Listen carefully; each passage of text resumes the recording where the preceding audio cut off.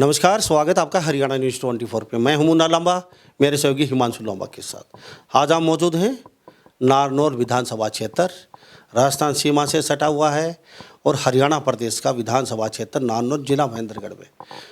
एक दिन के डीसी से मिलवाएंगे, छोटे से बच्चे से।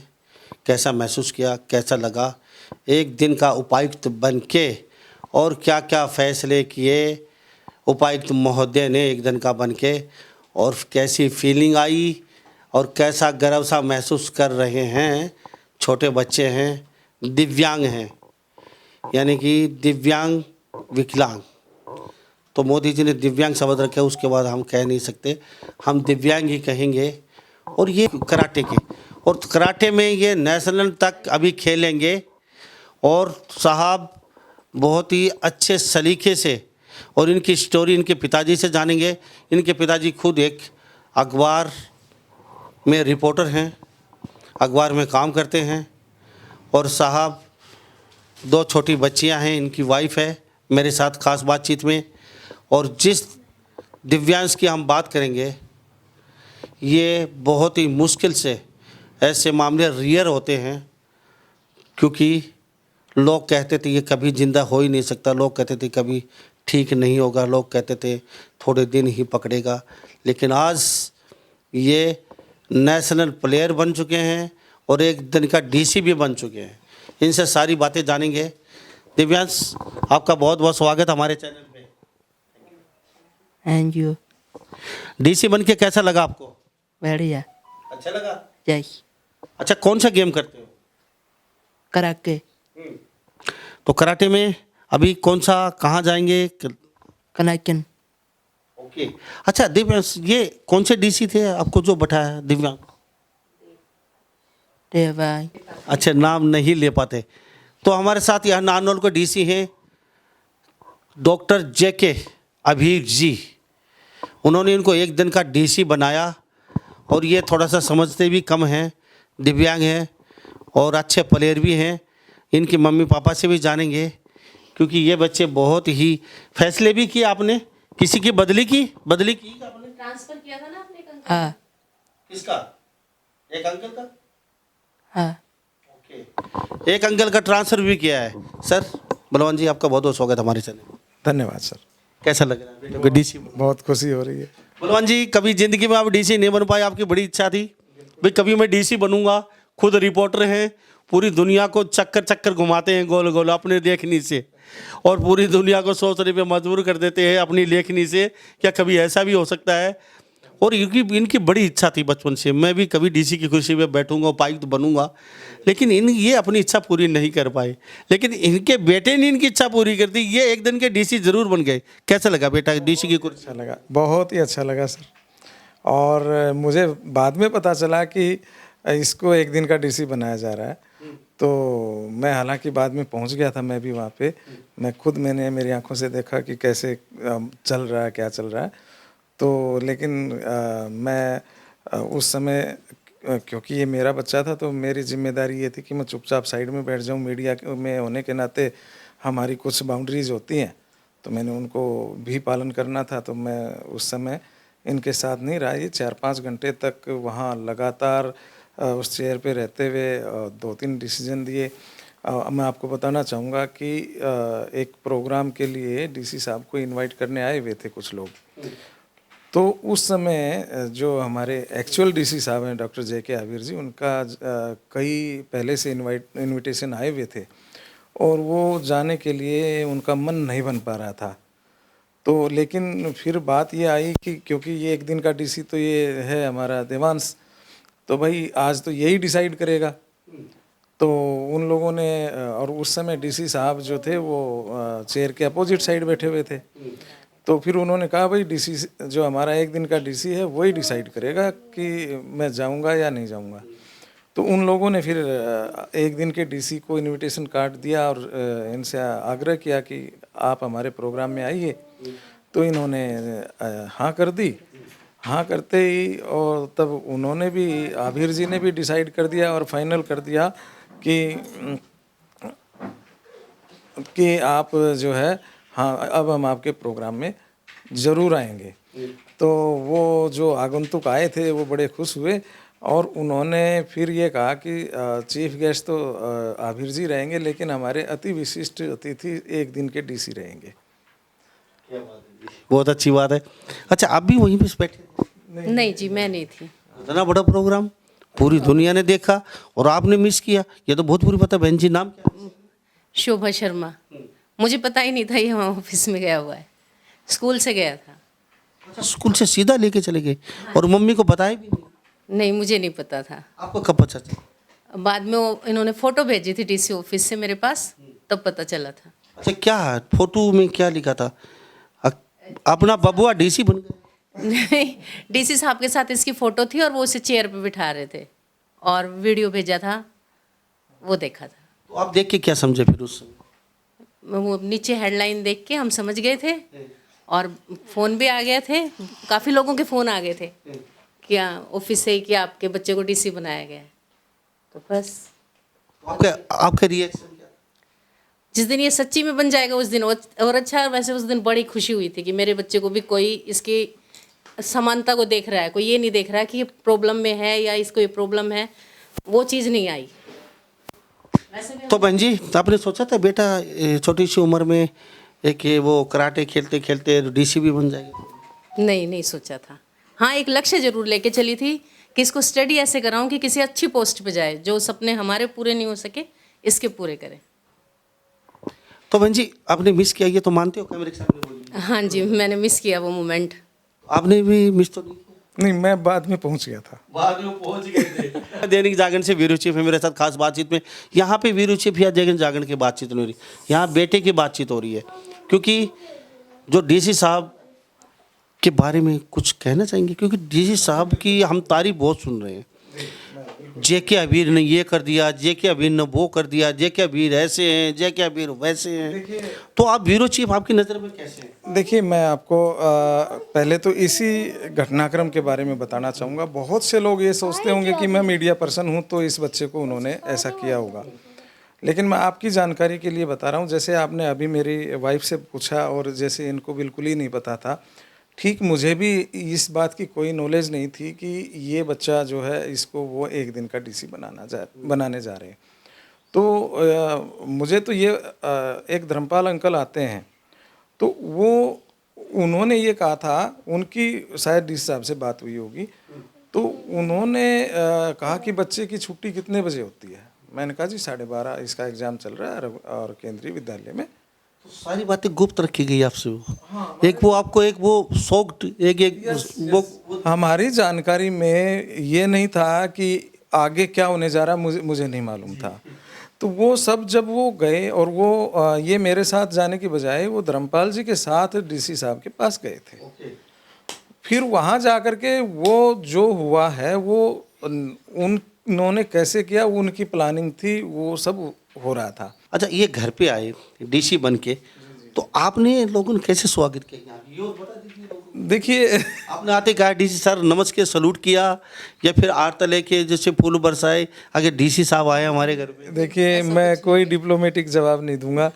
ये बिल्कुल हम एक सामान्य जैसे रूटीन में आते हैं वैसे ही आए और ये तो नाइंसाफी नेचुरली, लेकिन एक हाँ, मन में दिल में जो खुशी थी वो निश्चित तौर पे जो हम बता नहीं पाएंगे, वो वास्तव में बहुत आपके मन में खुशी थी। लेकिन शास्त्री नगर के जो लोग देख रहे हैं उन्होंने भी थोड़ी कोताही बरत दी क्या? भाई एक डीसी आ रहा है एक दिन का बन के, अच्छा पता ही नहीं, तो उनको भी थोड़े फूल मालाएं यहाँ थोड़ा सा। देखिए, वो दो बातें हैं इसमें। नंबर एक तो जैसे कि इस पूरे घटनाक्रम के बारे में हम खुद अनभिज्ञ थे, तो नेचुरली हमारा आसपास पड़ोस है, वो भी जब हम अनभिज्ञ हैं तो वो भी अनभिज्ञ थे, उनको ही नहीं पता था। उस दिन अगले दिन पता चलता है। और दूसरी बात, क्योंकि मैं मीडिया पर्सन हूँ तो मैं अगर ऐसा करता हूँ, एक जिम्मेदार बड़े अखबार का मैं ब्यूरो चीफ हूँ, तो मेरे लिए ये चीज़ें अगर मैं करता हूँ तो सौबाजी एक यूँ लगता है ड्रामा कर रहा है, तो मैं उसको अवॉइड करता हूँ। बेटा अब आगे क्या बनना चाहते हो?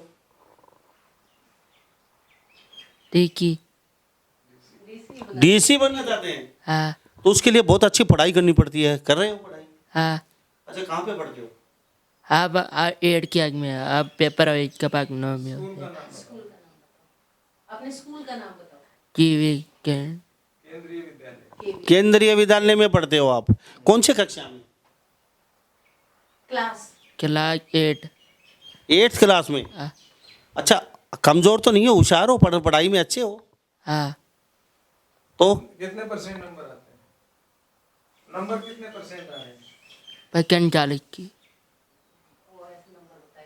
ओके ओके ओके जी, 80% से ऊपर नंबर आते हैं।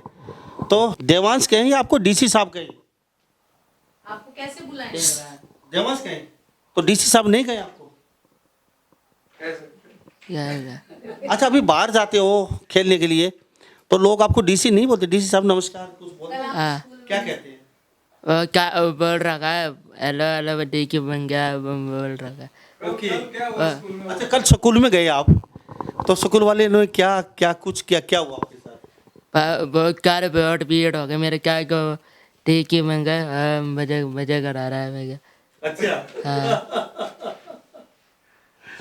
क्या बोला था बेटा? ये कह रहे हैं कि जब मैं स्कूल गया तो सभी बच्चे मेरे पास आए, भीड़ हो गई मेरे साथ।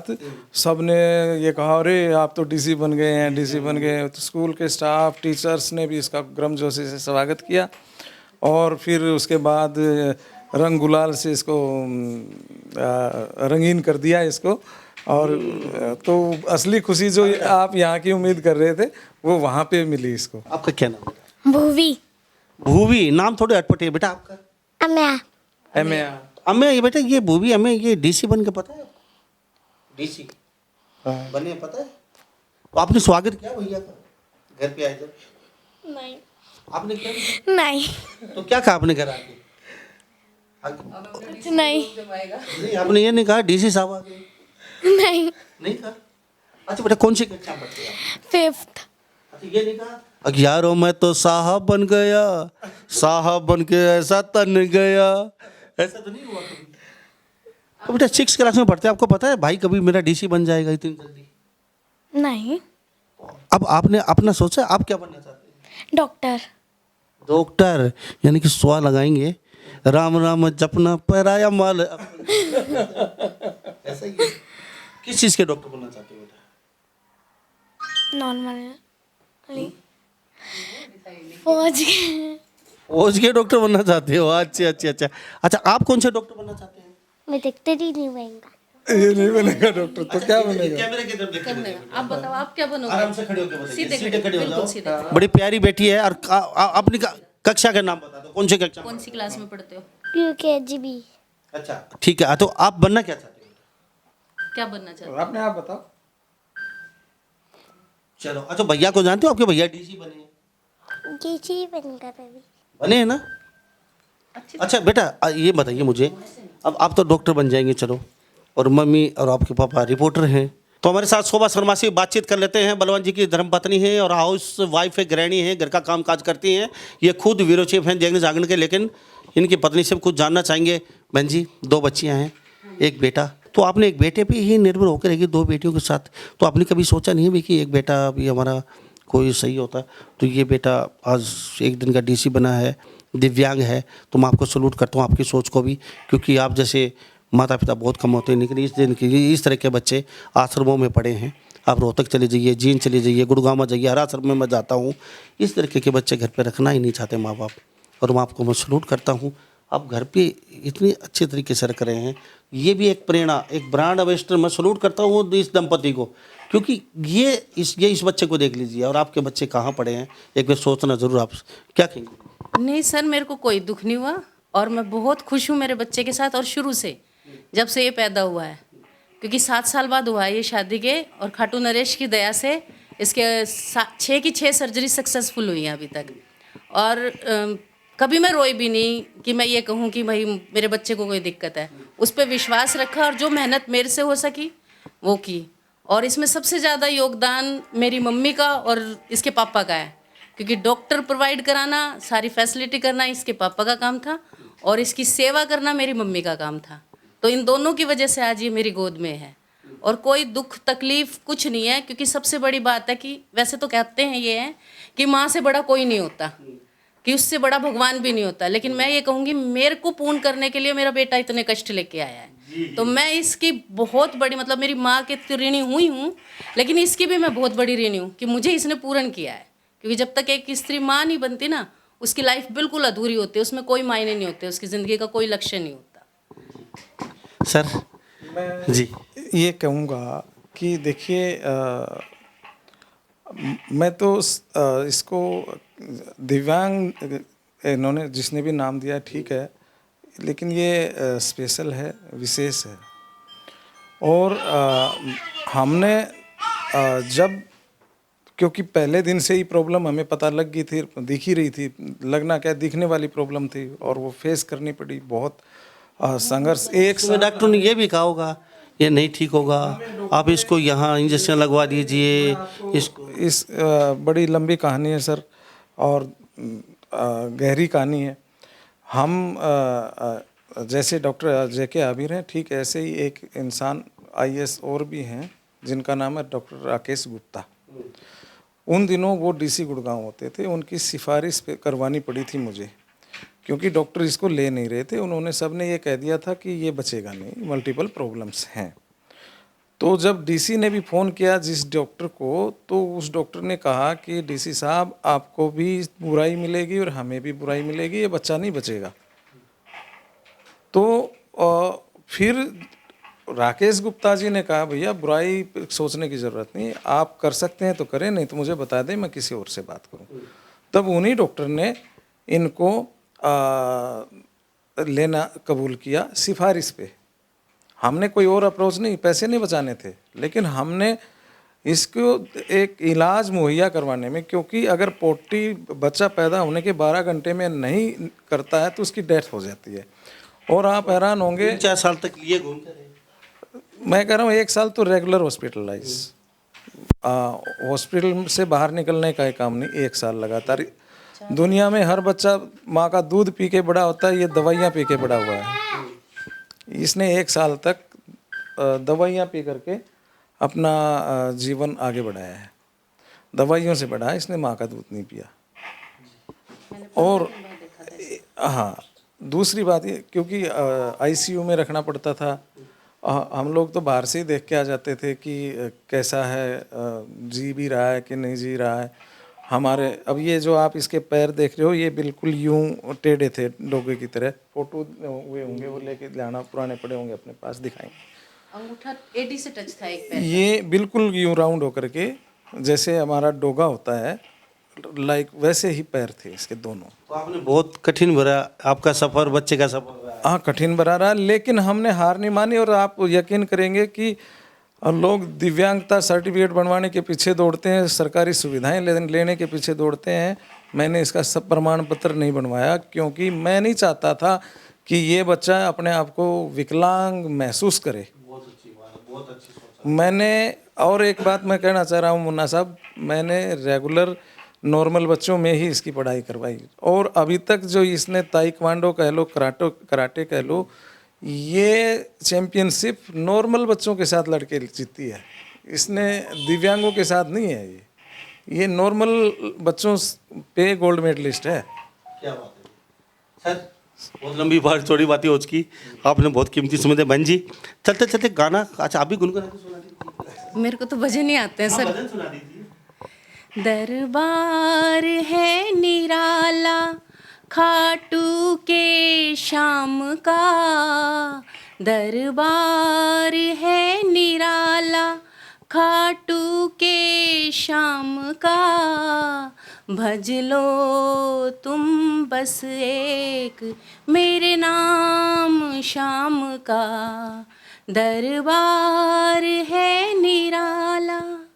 जयकार गूंजती है, अंबर को चूमती है, जयकार गूंजती है, अंबर को चूमती है, ऐसी लगन लगी है, मस्ती भी झूमती है, मस्ती भी झूमती है। बहुत खूब, बहुत बहुत अच्छा भजन गाते हैं आप भी, इतना सुरीला नहीं गाते। और बहन जी बहुत अच्छा गाती है। तो आप सभी लोगों को बहुत बहुत स्वागत। डीसी साहब आपका भी बहुत बहुत धन्यवाद, हमसे बातचीत की। सर आपका भी बहुत बहुत धन्यवाद। Thank you. बहन जी आपका भी बहुत बहुत धन्यवाद। धन्यवाद भाई साहब। तो मेरे साथ ये बलवान की फैमिली बनी हुई थी। डीसी साहब छोटा सा बच्चा एक दिन का बना और यहाँ मैं खींच के लेके आया।